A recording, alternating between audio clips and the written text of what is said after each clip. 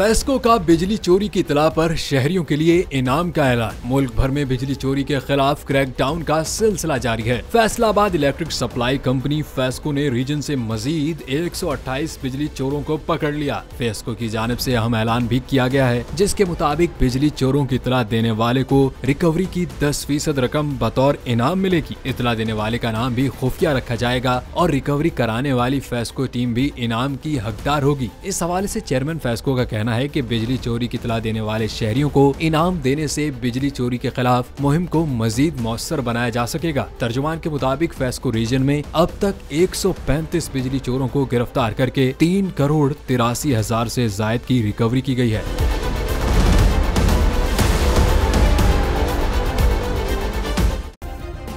Subscribe करें और bell दबाएं ताकि कोई खबर रह न जाए।